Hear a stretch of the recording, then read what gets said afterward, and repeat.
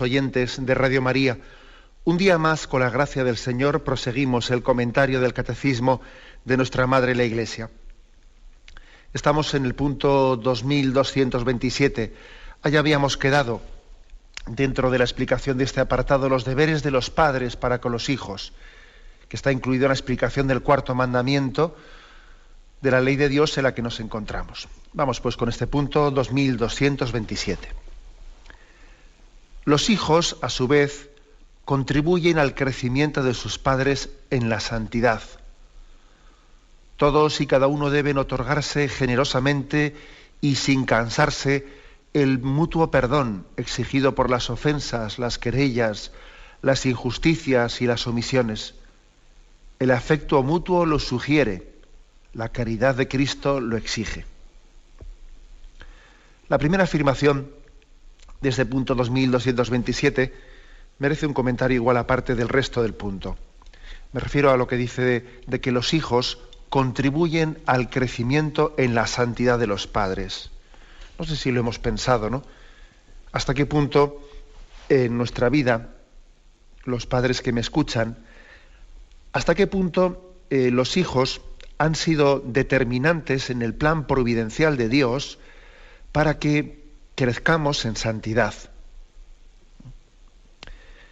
¿Por qué, no? ¿De qué manera? Claro, es difícil imaginar una cosa que únicamente Dios sabe, ¿no? Se nos escapa nuestra capacidad de calcular cómo hubiese sido nuestra vida si no hubiésemos tenido hijos.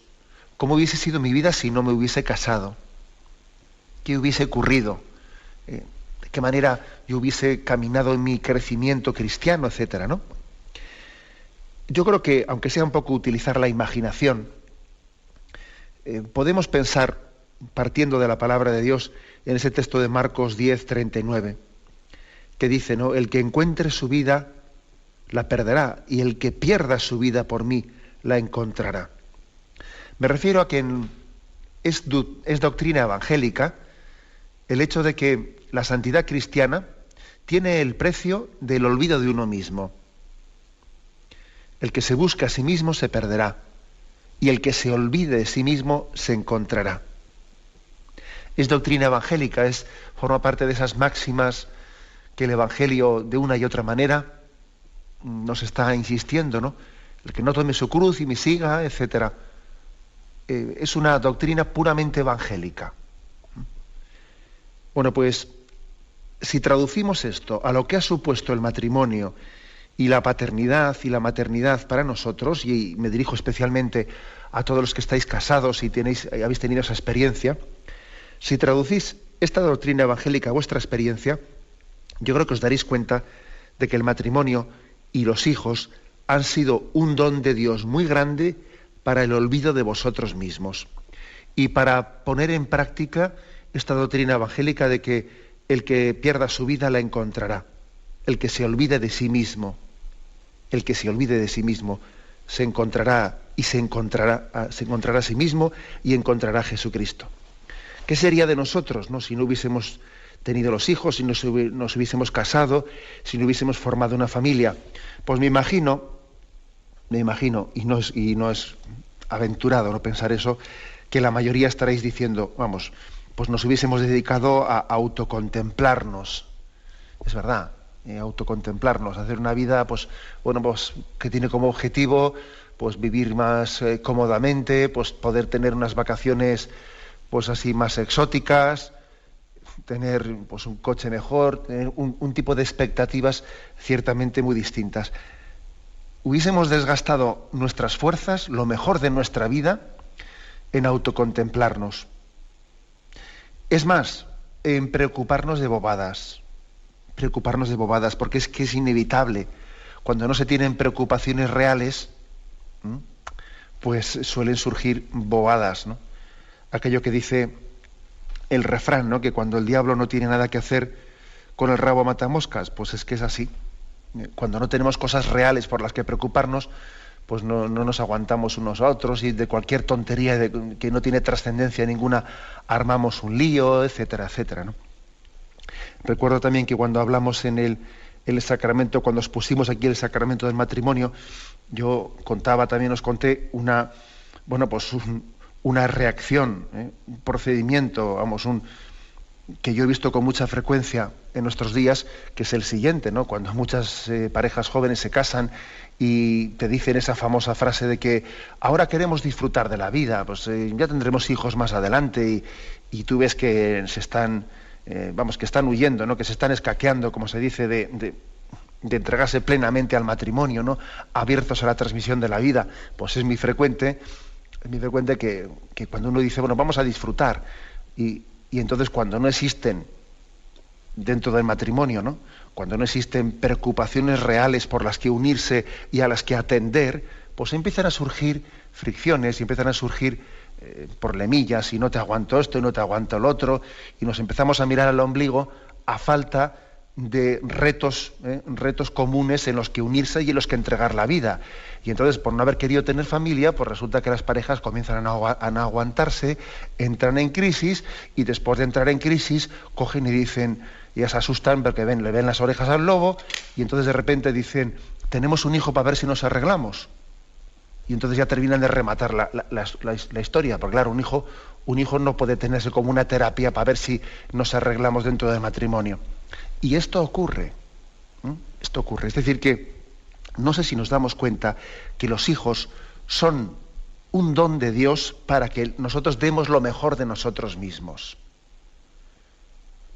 Y una de las consecuencias, ¿no?, de no estar abiertos generosamente a la transmisión de la vida, como ocurre en esta cultura que está tan cerrada, que tiene una cultura tan egocéntrica, en la que estamos tan poco abiertos a la transmisión de la vida, en la que la natalidad ha disminuido tanto, ¿no? Y evidentemente la natalidad ha disminuido por muchos motivos, pero uno de los motivos principales por los que ha disminuido la natalidad, no nos engañemos, es por esa mentalidad de quien prefiere tener más comodidad, más calidad de vida, como se dice, que le tengo yo auténtico paquete a esa palabra, prefiere tener más comodidad a tener más hijos. Claro, entonces en ese planteamiento de vida resulta que estamos perdiendo un don de Dios para nuestra santidad. Porque el Evangelio decía, ¿no?, el que pierda su vida la encontrará, y el que busque su vida, el que se busque a sí mismo se perderá. Eso lo estamos viendo, ¿no? Una de las consecuencias de habernos cerrado, ¿no?, en esta cultura secularizada a la transmisión generosa de la vida, pues es que después no nos aguantamos. No nos aguantamos. Las uniones, fíjate tú, tenía que ser al revés, ¿no? Mira, ahora que tenemos menos hijos, se supone que el matrimonio tenía que tener mucho más tiempo para dedicarse uno a otro, y para que el matrimonio, pues en vez de estar todo el rato desgastando el tiempo con los hijos, para darse más tiempo el uno para el otro y para tener más comunión y más afecto, y bueno, pues todo lo contrario, fíjate. Justamente cuanto menos hijos se tienen, los matrimonios se rompen más. Se rompe más, no creo que haya que ser un observador muy experto para afirmarlo, ¿no? Eso ha venido conjuntamente de la mano, una cosa de la otra. Cuando ha disminuido el índice de natalidad de una manera fuerte, los matrimonios se rompen mucho más.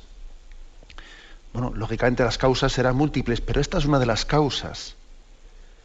El don de los hijos es uno de los instrumentos providenciales de los que Dios se sirve para que nosotros desgastemos las fuerzas, las energías, las expectativas en lo que merece la pena. Y no nos estemos preocupando de bobadas, y no nos estemos descentrando, ¿no? Porque es que posiblemente sin los hijos, sin el matrimonio, tendríamos un riesgo muy grande de ser egoístas integrales. De ser egoístas integrales. Por eso también hay que decir una cosa, y es que los solteros tienen que ser también conscientes de estos riesgos. Y bueno, Dios le da el don del matrimonio a quien se lo da, y seguro que habrá algún soltero que me escuche que esté diciendo, a mí me hubiese gustado casarme y me hubiese gustado tener hijos, pero no sé, que parece que el Señor no me ha puesto en el camino de la vida la persona que... Bueno, pues es que es así. O sea, el matrimonio es una vocación de Dios, y tú no te la puedes fabricar. Dios también tiene que ponerla en tu camino. Ahora es bueno que tú seas consciente, tú soltero, ¿no?, seas consciente de que la soltería tiene sus riesgos. Los riesgos de buscarse uno a sí mismo y de que el hecho de que no tengas el acicate de entregar tu vida por los hijos, de desgastarte por ellos, te pone en un riesgo espiritual ante el que tú debes de tomar medidas. Medidas como es el decir, bueno, me voy a integrar, o primero no, voy a servir a la familia de esta manera, o a otro, o a mis sobrinos, o a esto, y me voy a integrar al servicio de los más necesitados. Y este tiempo extra del que dispongo, pues porque soy soltero, lo voy a entregar pues en este servicio parroquial, en este servicio a favor de los ancianos, etcétera, de aquí o de más allá. Es importante que también los solteros extraigan esta consecuencia, ¿no?, de este principio que estamos aquí explicando. Bueno, pues este es un motivo primero por el que explicamos, ¿no?, de que los hijos contribuyen al crecimiento en la santidad de los padres. Yo creo que también hay algún motivo más que me atrevería aquí a explicitarlo. El motivo de que el amor de los padres hacia los hijos es una escuela de santidad en el sentido de que su amor es muy semejante al amor de Dios, muy semejante. Me refiero a que ese amor de Dios se caracteriza por el siguiente principio: Dios nos ama incondicionalmente, Dios nos quiere como somos, y al mismo tiempo Dios nos sueña distintos. El hecho de que Dios nos quiera como somos, eso no quiere decir que no sufra por nuestros pecados y que no espere de nosotros una vida más santa. Y el hecho de que Dios espere de nosotros que seamos santos, eso no quiere decir que deje de querernos tal y como somos. El amor de Dios es así. Las dos facetas, la de la realidad y el ideal, las integra. Nos quiere como somos y nos sueña distintos. Y una cosa no le quita a la otra. Bueno, pues si ese es el amor de Dios, el amor de los padres es muy parecido. Es imagen y semejanza de ese amor de Dios Padre. También los padres quieren a sus hijos tal y como son, pero al mismo tiempo les sueñan distintos, es decir, desean y esperan que crezcan en santidad, que venzan sus defectos, que sean más maduros, ¿no?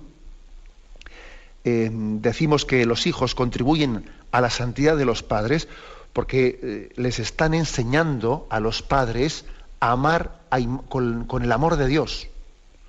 Un amor que parte de la realidad, pero que al mismo tiempo no rebaja los grandes ideales.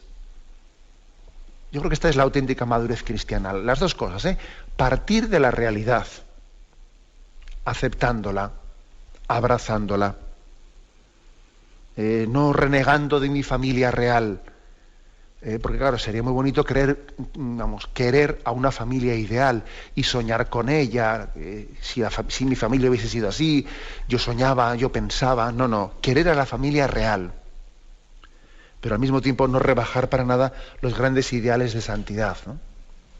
Por eso los hijos contribuyen tanto al crecimiento de la santidad de los padres. Bien, tenemos un momento de reflexión y continuaremos en... Catecismo de la Iglesia Católica, con Monseñor José Ignacio Munilla.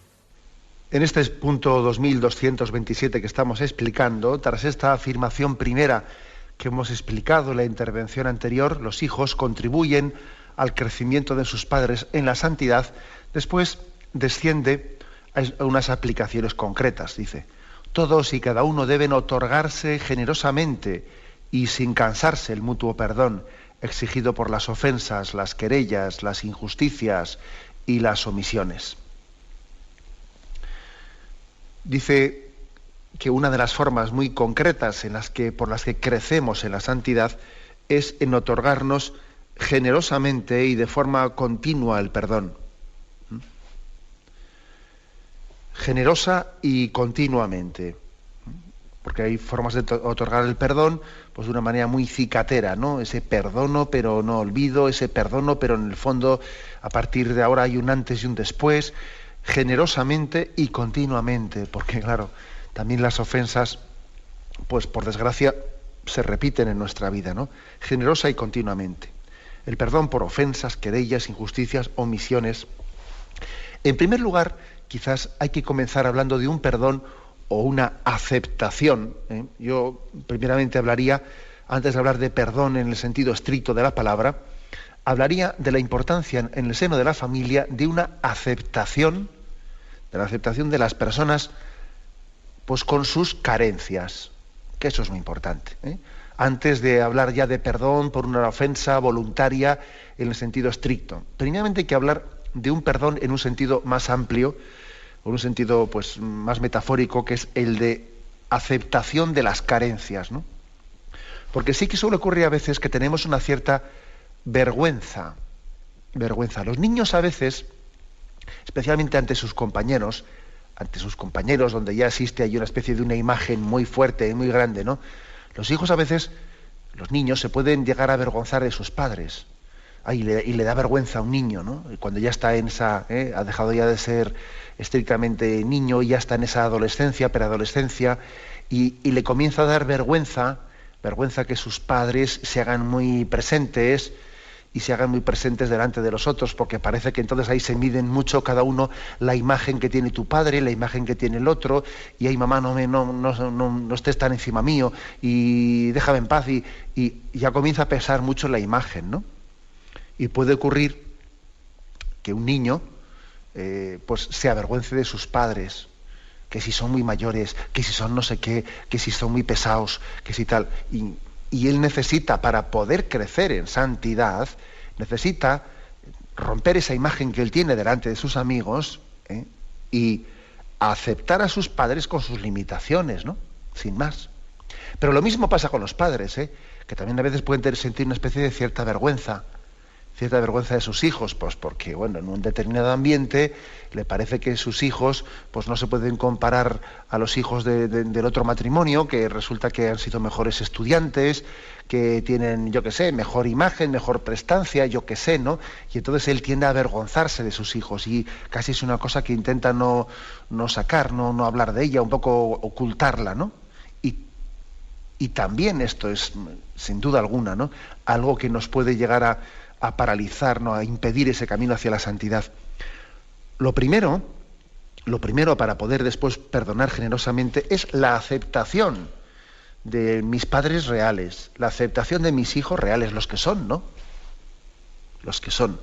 No avergonzarme de ellos, que de alguna manera la imagen que tengamos ante los demás no llegue a impedir manifestar nuestros auténticos sentimientos. Porque suele ser así, Ay, me da vergüenza que me dé un beso mi madre o mi padre delante de los compañeros de clase. Me da vergüenza esto, me da vergüenza lo otro, ¿no? Y esas vergüenzas, esos respetos humanos, pues son malos, ¿no? Son malos porque nos llevan a tener como una especie de doble vida, doble imagen, ¿no? Uno soy yo en el seno de la familia y otro soy yo delante de mis amigotes. Y ya eso parece que me está conduciendo a tener una doble imagen y a estar supeditando mis sentimientos auténticos, ¿no? Mi realidad, la estoy supeditando a lo que la gente espera de mí, según la imagen que yo me he hecho, etc. Eso por una parte, el no avergonzarse. También tener en cuenta otro principio, y es que la santidad de la familia no tenemos que confundirla con el perfeccionismo, que el perfeccionismo no existe, ni debe existir. Y además el perfeccionismo no es santidad, es otra cosa. La santidad de la familia no es el perfeccionismo. El niño puede tener este problema, bueno, que a veces en su infancia pues él ha idealizado a sus padres, ¿no? Dice, mi papá es perfecto, ¿no? Mi mamá no sé qué. Y entonces él ha hecho una imagen idealizada de sus padres. Luego crece y descubre que sus padres tienen defectos, ¿no? Y se decepciona y se le cae un poco, ¿no?, pues esa especie de idealismo que él se había montado. No, pero claro, hay que decir que el mismo niño también pues ha podido pensar que la santidad es igual que el perfeccionismo, y no es así. Y lo mismo pasa con los padres respecto a los hijos, ¿no? Que igual alguien que está, bueno, pues comenzando el proyecto del matrimonio o preparándose para el matrimonio, y tiene ese ideal, pues, en el que va a formar una familia perfecta, una familia, vamos, que no va a tener ningún tipo de obstáculo, ¿no?, interno, ¿no?, que los obstáculos van a estar fuera, pero nosotros vamos a formar una familia en la que internamente no vamos a tener ningún problema, etcétera, etcétera. Entonces ha hecho una imagen de familia perfecta en la que los enemigos van a estar únicamente fuera, ¿no? Dentro no va a haber ningún problema. Ya, claro, entonces llega el matrimonio, comienza a ver los problemas y se decepciona, ¿no?, porque había hecho una imagen, podríamos decir, pues un poco peliculera, un poco a estilo como el niño, ¿no?, que ha idealizado: mi papá es el mejor papá del mundo, y luego, claro, se da cuenta de que su padre tiene defectos como todo el mundo. Lo mismo pasa también a los adultos, ¿no?, a la hora de soñar cómo va a ser la familia. La santidad de la familia no es lo mismo que el perfeccionismo. Ahora, la clave está en cómo reaccionamos cuando descubrimos la realidad del hombre, la realidad de mi esposa, la realidad de mi esposo, la realidad de mis hijos, y veo que tienen pecados, ¿no?, y tienen defectos reales, y algunos de ellos son duros y muy mortificantes, ¿no? ¿Cómo reaccionamos al descubrir esto? Nos decepcionamos y nos retraemos. Y entonces en ese momento, pues sencillamente nos autojustificamos, porque claro, no merece la pena entregar la vida para quien después te responde así, y entonces eso parece que te justifica tu no entrega. O incluso te autojustificas por el desprecio o por la ofensa que has recibido y buscas tus tubos de escape, que también se puede ocurrir, ¿no? Pues mira, pues busco mi vida con mis amigas o con mis amigos, ¿no?, porque me siento decepcionado. ¿Cómo reacciono? ¿Reaccionamos de esta manera al descubrir defectos, al descubrir pecados de nuestro esposo, de nuestra esposa? ¿Reaccionamos de esta manera? ¿O por el contrario, ¿no?, nos entregamos generosamente al perdón, y sabiendo que únicamente el perdón puede llegar a reconstruir lo que el pecado deshace? Aquí el catecismo insiste, ¿no? Pues sí, señor, el perdón es una de las claves de la santidad matrimonial. El otorgarse generosamente y continuamente el perdón, no por ofensas, querellas, injusticias, omisiones. Solamente así se puede reconstruir el matrimonio. Y dice aquí: el afecto mutuo lo sugiere, la caridad de Cristo lo exige. Se refiere a esto de otorgarse el perdón. El afecto mutuo lo sugiere, la caridad de Cristo lo exige. Es decir, que el perdón también nace del afecto natural que se tiene, pero también a veces eso se queda corto, y hace falta basarse en la caridad de Cristo para poder perdonar. Claro, yo os haría una pregunta.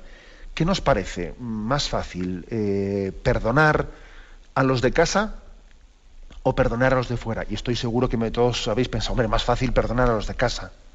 Sí, generalmente suele ser así, que se perdona más fácil a los de casa, ¿no?, porque se les ama más, y a quien mucho se le ama, mucho se le perdona, ¿no?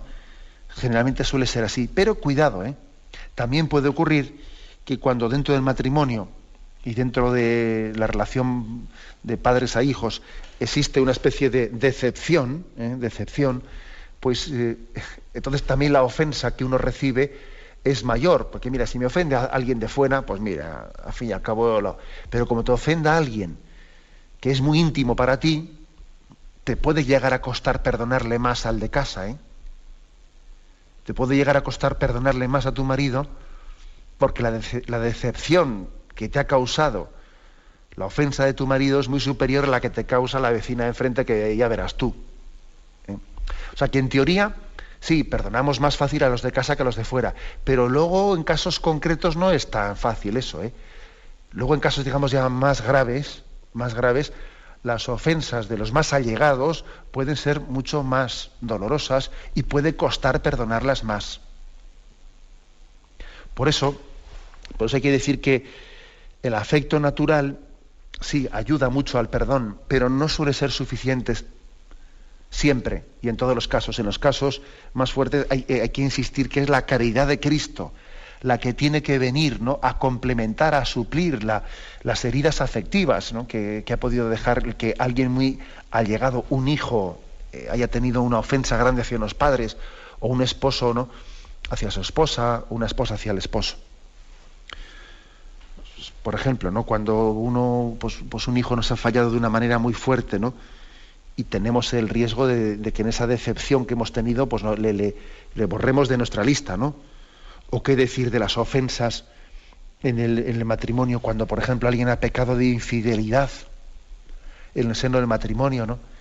Y en un momento tan fuerte como ese, el afecto natural se puede llegar a quedar totalmente, vamos, y ante un pecado tan grave como del que uno ha sufrido de infidelidad de su cónyuge, pues igual el afecto natural no es suficiente ya para poder perdonarle. Se queda corto, porque existe una herida por la infidelidad que a ver cómo se le da la vuelta. Y entonces la caridad de Cristo tendrá que venir en socorro, ¿no?, de esa incapacidad de poder perdonar. O cuando, pues igual mi cónyuge ha ofendido a mis padres, a mi familia, etcétera, ¿no? Y también eso, pues, es motivo de una gran ofensa, claro. También es otra de las causas que más nos suele costar perdonar. El que alguien de los míos, mi marido, mis hijos, hayan llegado a ofender a nuestros padres, también es otra de las cosas en las que a veces el afecto natural se siente tan herido que cuesta perdonar. Bueno, pues en estos casos, aquí lo que dice el catecismo, no solo por el afecto mutuo, sino que también la caridad de Cristo lo exige. El perdón tiene que ser generoso, tiene que ser continuo, de lo contrario, la familia no será santa, no será feliz, y no hay más camino para la felicidad que la santidad, y no hay más camino para la santidad que el perdón generoso, el perdón que reconstruye. Aquí se nos ofrecen dos textos, ¿no?, que son paralelos, el de Mateo 18, 21-22.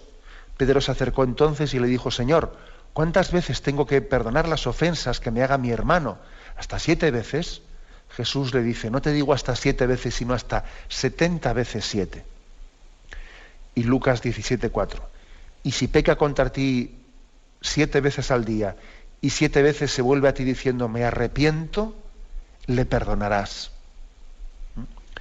Bueno, pues es que esto en la familia, esta doctrina de Jesús, en la familia tiene una aplicación muy directa.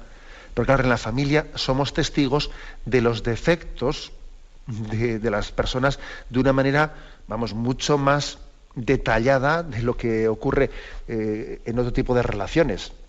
Porque mira, de los defectos de un amigo tuyo, tú serás testigo de un 10 o 20% de sus pecados, ¿no? Pero de los defectos y de los pecados de tu marido y de tus hijos, eres testigo de un 80%.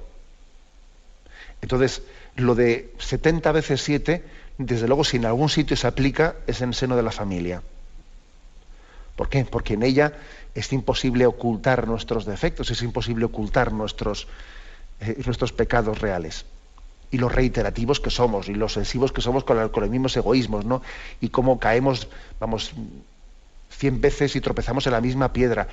Fuera no suele ser así, pero en la familia claro que somos testigos, ¿no?, de una y otra vez cómo caemos en las mismas cosas.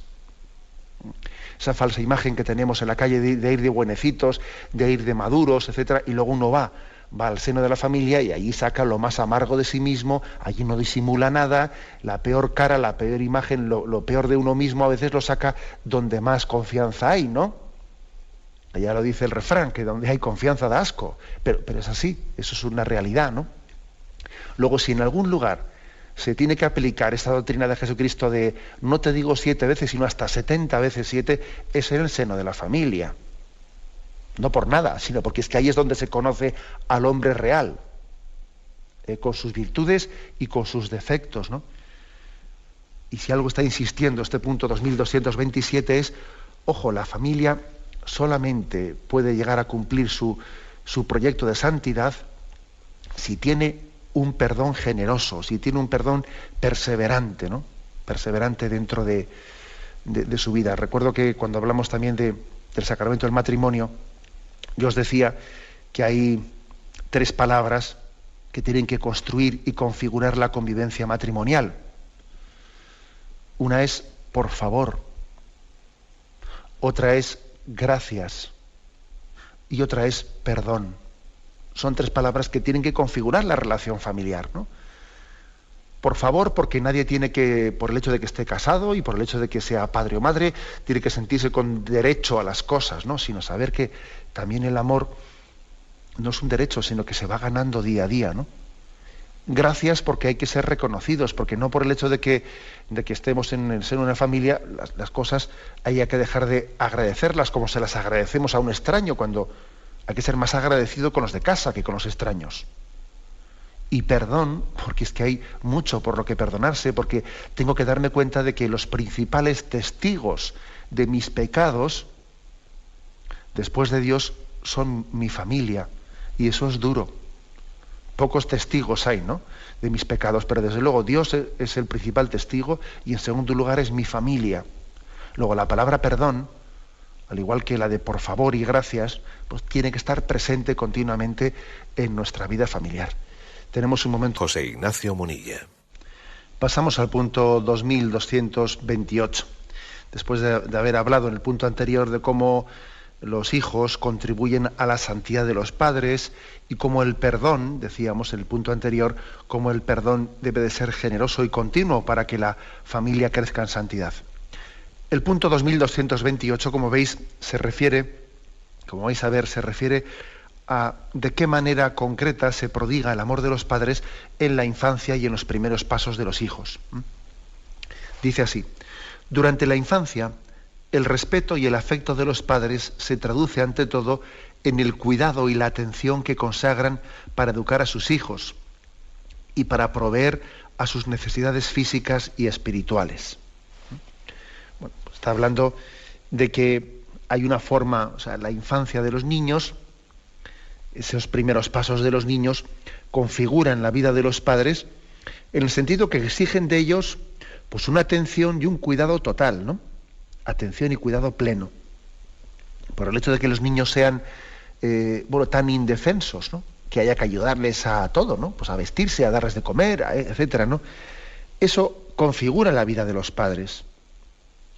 Supone que tengan que dar totalmente, ¿no?, sus esfuerzos y además les cambie totalmente la vida. Les cambie totalmente la vida, ¿no? Uno de repente tiene niños y es que eso le pone la vida patas arriba, ¿no? Tiene que cambiar todos sus horarios, sus cosas, para atender a sus hijos. Es tal el grado de debilidad y de dependencia que tienen los niños que lo exigen todo. Lo piden todos los niños. Nos absorben plenamente. Los padres no tienen para sí un segundo. No tienen un metro cuadrado, como se dice, ¿no? Porque los niños lo ocupan todo, ¿eh? Lo ocupan todo, lo absorben todo. Y esto, claro, aquí viene un momento importante en la vida de los padres. ¿Esto cómo lo vivimos? ¿Con generosidad? ¿Con alegría? ¿O con agobio? Con agobio, con malestar, ¿no? Aquí se está jugando una parte importante de eso que decíamos antes, de que los hijos son camino de santidad para los padres. Claro, son camino de santidad, pero no automáticamente. Depende de cómo lo viva yo. Depende de cómo lo integre. Porque, claro, puede ocurrir que ese hecho, ¿no?, el hecho de que los niños pues tengan ese grado de necesidad tan grande nuestro y que nos exijan un cambio de vida completo y que pues exijan que nosotros nos tengamos que estar olvidados de mis comodidades, de que yo tenía antes unos hábitos adquiridos de que leía el periódico de esta manera y me solía gustar ir al bar con mis amigos y yo qué sé, no tenía unos hábitos de vida, y ahora que han venido mis hijos a fastidiarme. ¿O a qué han venido? Esa frase famosa que he pronunciado antes, ¿no?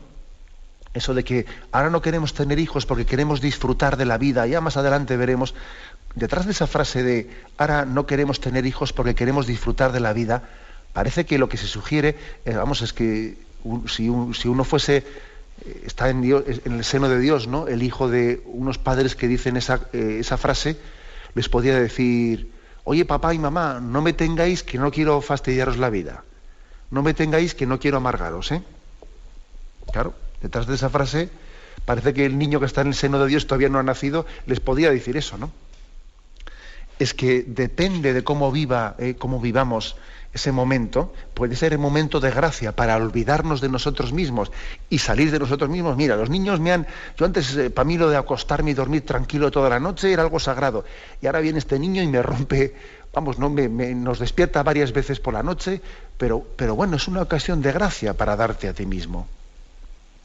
Es algo así como si a un sacerdote, ¿no?, pues le destinan a misiones, y allí en misiones, pues claro, está en mitad de la selva, y en mitad de la selva, pues su forma, sus hábitos de vida los tiene que cambiar completamente, ¿no? Bueno, pues algo así. Es decir, Dios nos pone en nuestra vida retos concretos para el olvido de nosotros mismos, que si los afrontamos con alegría y con generosidad, serán camino de santificación. De lo contrario, ya iremos tocados. ¿No? Un momento, pues, clave, de esas necesidades continuas, físicas y espirituales que tienen los niños, ¿no? Esto no quiere decir que no haya que estar atento, ¿no?, como muchas veces dicen los pedagogos, a que esa atención tan grande que exigen los niños pequeños, que nos absorben completamente, no nos tiene que llevar a descuidar la relación entre el matrimonio, entre los cónyuges. Hay que estar atentos a eso, ¿no? Y bueno será también que el matrimonio tenga una cierta disciplina para que vamos a tener también nosotros la capacidad de hablar de nuestras cosas, etcétera, pues para que no nos absorba completamente los cuidados más inmediatos de los niños. Bien, eso es verdad, ¿eh? Pero no en otro sentido que a veces, claro, es que estamos tan agobiados con los niños que necesitamos unos ciertos tubos de escape, irnos de juerga por ahí y a ver los niños donde los dejamos. Eso ya es otra cosa, ¿eh? Porque yo creo que una cosa es que necesitemos tiempo para el matrimonio, y otra cosa es que ver cómo se ve, ¿no?, con frecuencia, que parece que necesitamos tubos de escape para compensar el agobio que me producen los niños. Y eso ya es otra cosa. Eso ya desde luego yo creo que no es muy santo. Eso indica que la entrega hacia los niños no se hace generosamente y no gozas en tu sacrificio.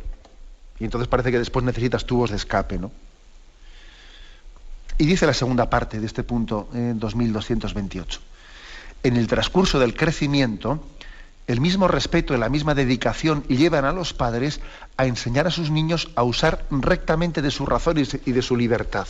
Es decir, que en este proceso de crecimiento de los niños, las fuerzas, la dedicación, no únicamente se nos van en los cuidados que exigen los niños de, pues eso, ¿no?, de vestirles, de darles de comer, de estar, que si los baños, que si esto, que si lo otro, sino que al mismo tiempo mezclado con todo esto, y además en la medida en que los niños van teniendo más capacidad de razonar cada vez más, ¿no?, entra en juego, pues otro de los factores que más energías exigen de los padres, ¿no?, que es el estar continuamente ayudando a sus hijos a discernir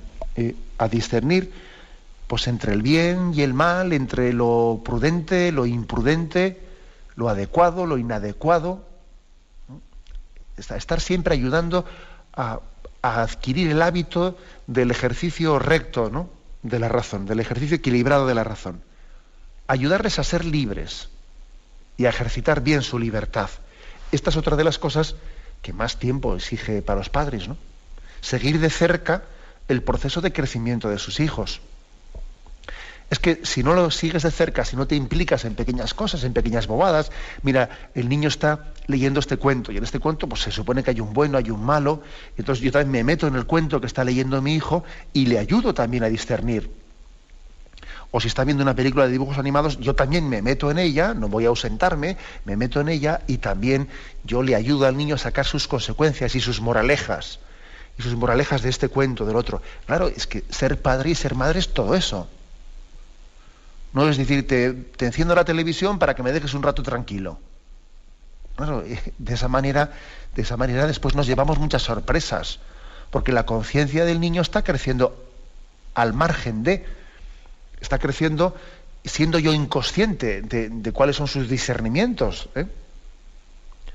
Entonces supone, ¿no?, una implicación en su vida concreta, y supone que yo bueno, me implique en cosas que pueden parecerme una bobada, pero no son bobadas. Si el niño está leyendo este cuento, está viendo esto otro, en esas pequeñas bobadas, entre comillas, están teniendo lugar las elecciones de vida en las que él está aprendiendo a utilizar su razón, su libertad, ¿no? Y cuando hable de sus cosas, o hable de deporte, o hable de sus aficiones. Así pues, este punto 2228 insiste en cómo los padres acompañan muy de cerca el crecimiento de los hijos para enseñarles a usar rectamente la razón y la libertad. Tan grande es, ¿no? Y tan digna es esa labor de los padres en la educación de los hijos. Lo dejamos aquí y damos paso a la intervención de los oyentes. Podéis llamar para formular vuestras preguntas al teléfono 917-107-700.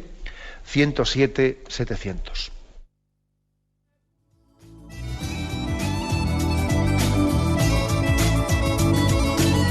¿Le gustaría tener sus programas favoritos de Radio María en CD o DVD? Ahora es posible.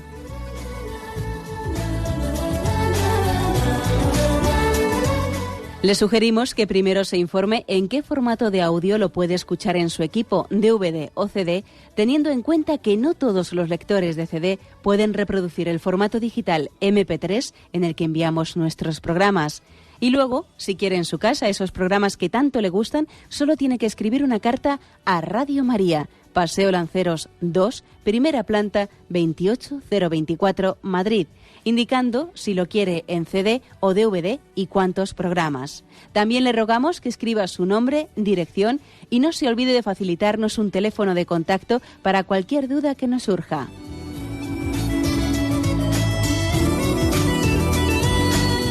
Radio María, más cerca de usted.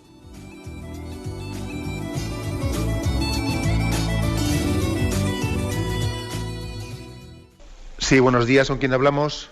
Buenos días, padre, con Miguel. Adelante, Miguel. Vamos a ver, era solamente para dar un testimonio. Soy un padre de 40, tengo 40 años y bueno, estamos ahora inmersos en la educación de nuestros hijos, criando a nuestros hijos, y solamente decir que hay mucha verdad en lo que usted ha estado comentando, en que es la mayor gracia y el mayor don que podemos recibir los que estamos casados, el tener hijos, el crecer con ellos, el sufrir con ellos, el alegrarnos con ellos, el compartir todas sus cosas y decir que pues que es para nosotros muchas veces en nuestra vida espiritual es como algo que nos ciñe, algo que nos hace estar cerca de Dios y que, como muy bien usted ha dicho, nos hace de olvidarnos mucho, hasta la extenuación en muchas ocasiones, olvidarnos de nosotros mismos.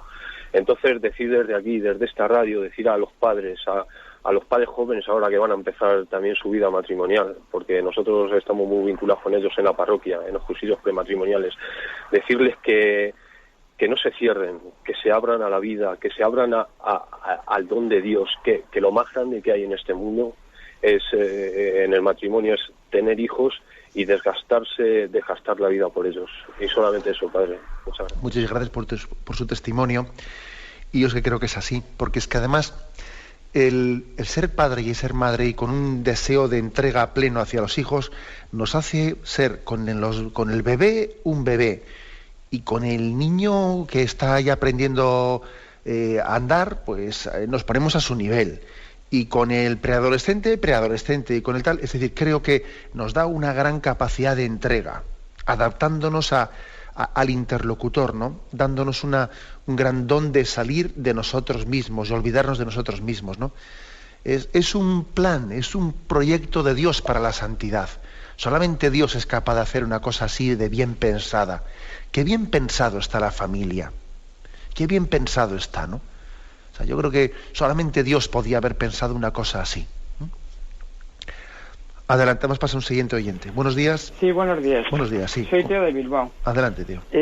Era un poco sobre la programación de la televisión con los hijos, que, bueno, pues lo que ha dicho de interpretar un poco las cosas que ven.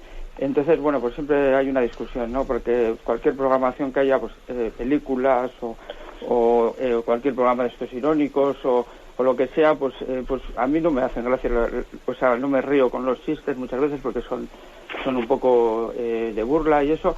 Entonces los hijos siempre me dicen, joder, pues a mí me parece que joder, pues que sí que tiene gracia y eso, es un poco sobre eso, a ver qué verdaderamente puede ser a veces gracioso y a veces pues que haya que decir que no, o sea, no sé cómo, muchas veces me cuesta explicarles eso. Vale, muchas gracias. Bueno, pero sin embargo yo creo que aunque pueda tener su dificultad de llegar a una especie de pleno consenso con los hijos, me parece interesante el que usted, cuando está con sus hijos viendo pues lo que sea, ¿no?, diga, esto a mí me parece gracioso, pero esto no me parece tan gracioso. Fíjate esto y lo otro y lo de más allá, ¿no? O sea, es decir, hacerle pensar al hijo de que también detrás de esa escena que hemos visto hay una desgracia y que nos hemos reído de una desgracia.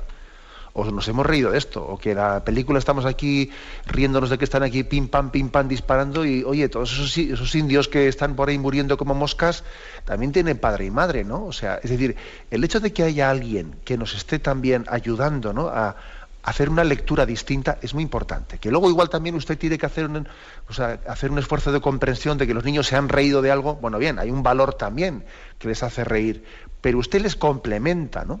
Les complementa esa visión demasiado superficial que ellos pueden tener y les hace entender, bueno, pues que bien, que de acuerdo que también tenemos una distracción en esta película, pero que detrás de ella hay dramas que tenemos que saber criticarlos. O sea, un padre, una de las cosas más grandes que puede hacer con sus hijos es darles capacidad crítica, que no traguen todo, que tengan capacidad crítica ante el mundo que les rodea, ¿no?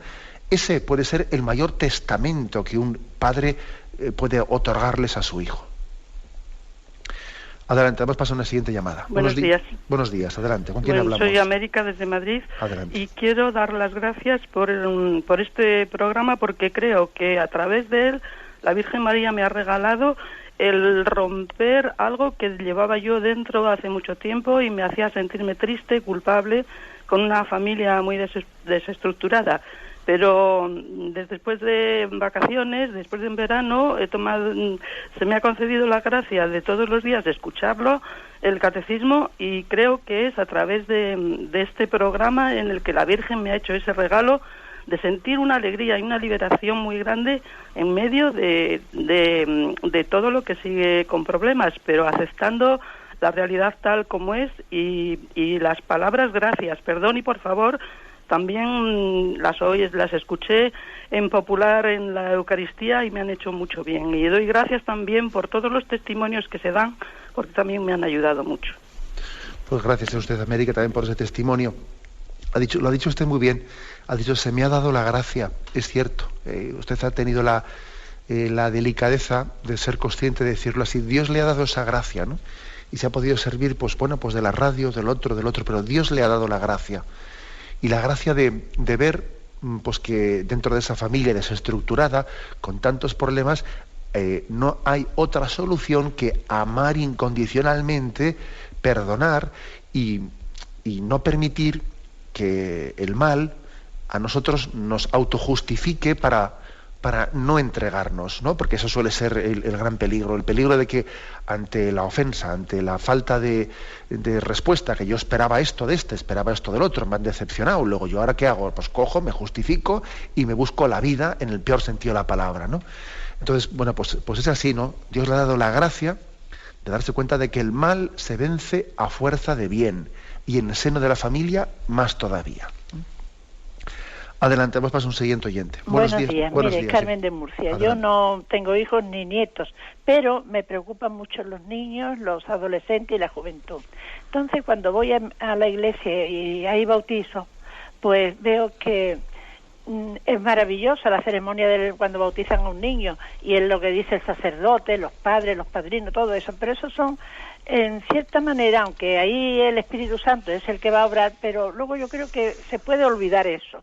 Entonces yo he pensado, digo, ¿por qué no se le entrega cada vez que se bautice un niño una especie de guía, un librito, donde para que sirva la familia después del bautismo, para la comunión, para la poscomunión, para la confirmación y hasta jóvenes, donde que se les recuerde de una manera bella pero firme a los padres que no se olviden de esos hijos, que estén encima de ellos, porque materialmente los padres se vuelcan con los hijos. Yo observo que materialmente a los niños tienen quizás demasiado, materialmente, pero de la otra manera no sé, como una especie de guía, con todo lo que dice usted tan bello, pero muy resumido, pero para que no se olviden. Y luego cuando sean adolescentes, pues lo mejor que pueden hacer los padres para evitar luego sorpresas y problemas es que estén en las parroquias, porque en las parroquias los adolescentes pues hacen ejercicios espirituales,